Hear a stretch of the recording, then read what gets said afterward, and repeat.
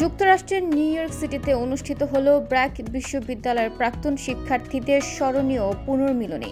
জমকালো এই অনুষ্ঠানে উপাচার্যের সঙ্গে এই অনুপ্রেরণামূলক সন্ধ্যায় যুক্তরাষ্ট্র জুড়ে থাকা প্রাক্তনদের পুনর্মিলনী মিলন মেলায় রূপ নেয়।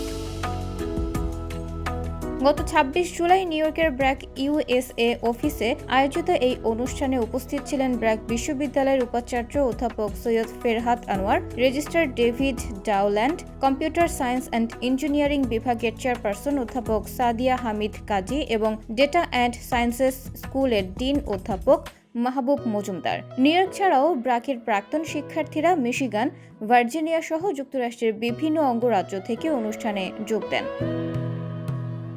অনেকেই পুরনো বন্ধুদের দেখা পেয়ে আবেগ আপ্লুত হন, আড্ডা আর অভিজ্ঞতা শেয়ার করেন এবং পেশাগত নেটওয়ার্ক সম্প্রসারণ করেন। অনুষ্ঠানে ঢাকা থেকে ভার্চুয়ালি যুক্ত হন স্টুডেন্ট লাইফের জয়েন্ট ডিরেক্টর তাহসিনা রহমান এবং অ্যালামনাই ম্যানেজার ফরহাদ হোসেন।